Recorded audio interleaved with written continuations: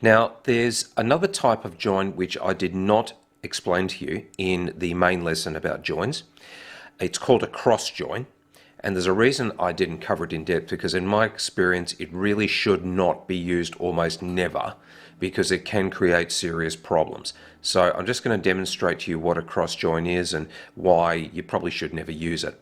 Now, what I've done is I've artificially created two tables purely to demonstrate this exercise, Table 1 and Table 2. You will not find these in your AdventureWorks. So if I just select those, now this is something you probably have an arrangement you probably have not seen so far in Management Studio. You can have more than one SQL statement in a window. So I've got one there and a standalone select statement there, and select them and they'll just be executed one after the other, and the result sets will be shown one on top of the other down here in the grid. So I'll just execute those two, select star from my artificially created Table 1 and Table 2.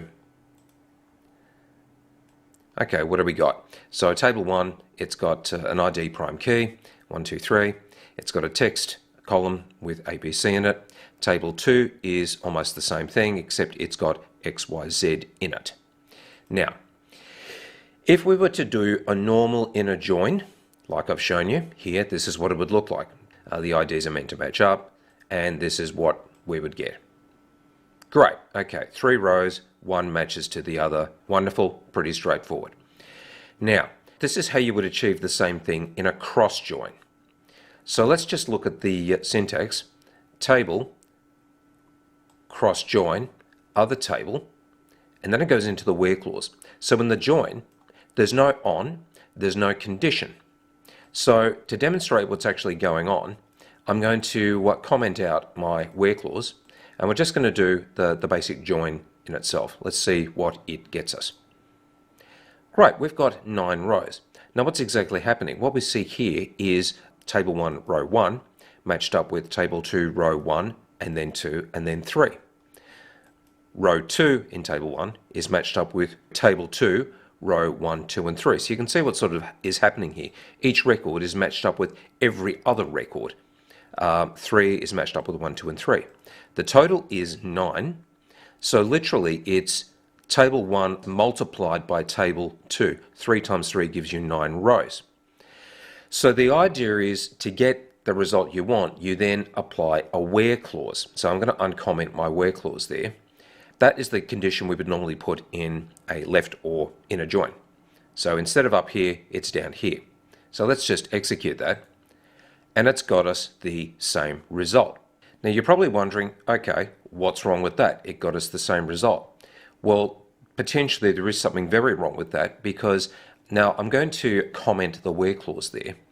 And what I'm about to describe to you is to do with performance of SQL Server and how it actually handles queries. Now this is a bit under the hood stuff here, so I'm just giving you a broad overview purely so you're aware of it. So when SQL Server does any query, what it does is it does this part, select from, and then, in fact I'll just do that there, and then it applies the where clause to cherry pick the records that we want. So it does this, gets these sort of held behind the scenes in memory, and then it looks at the where clause and says, okay, I want that one because that equals that, that one because that equals that one because that equals that, and then it cherry picks the records we want, and we end up with, and I'll just uncomment that, and ultimately we end up with that. And you're probably thinking, what's wrong with that? Well, something can be very wrong, and I'll just comment that out and do it again. Something can be very wrong if there is a lot of records in the two tables. And when I say a lot, I mean something like potentially 100,000. Now you think about that, if I've got 100,000 records times 100,000, that's 10 billion. That's 10 billion rows. 10 billion rows, and then it's got to sort through 10 billion rows and apply the where clause. Now, if we'd done an inner join, and it did this first, we would have just gotten the 3 rows, and then it would have gone through and applied whatever where condition we wanted to just those 3. And that's a lot more efficient getting, say, a join of, say, 100,000 instead of 10 billion. Now, I'll tell you an example of this was I was actually, in the course of my work, I was called out to a site where it was a school management system, and the school was reporting that the attendance marking screens in the morning were slowing down the whole system. Every time somebody marked the attendance, the entire system almost ground to a halt. And I went out there to analyse what was going on, and I sort of used tools to see what queries were happening behind the scenes. And what I found was one of the developers had put in a cross join into the query that gathered up the records for making attendance. Now, most other sites didn't experience this. This particular one did because they had a lot of records. They had an enormous number in one table, an enormous number in the other. And when I worked it out, they actually did have 100,000 there, 100,000 there, and ended up with a record set of 10 billion, and the software was forced to trawl through 10 billion rows to get the ones they want. It is very, very inefficient, and it can cause an entire system to literally to shut down. And bear in mind, the number of rows in a table can grow over time as more data is entered.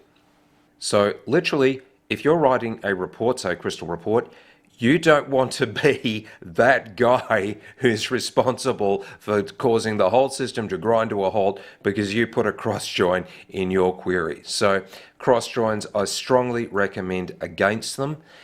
The only time you would ever use them is if the conditions in an inner and a join were so hard to express that you sort of had to put them down here in the where clause. That's very advanced, and you absolutely have to know what you're doing and use certain techniques to reduce the number of rows there and there. Very advanced. I wouldn't recommend you do it unless you're very, very, very experienced.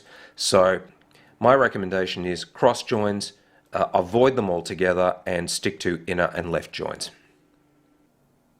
And it's assignment time again. So I'll get you to download the file assignment2.zip, and inside you will find the business requirements in assignment2.pdf. So read those and design a query and get some results. And I've offered a suggested solution in the file assignment2 suggested solution.sql, and my results from that solution in assignment2 results.xlsx.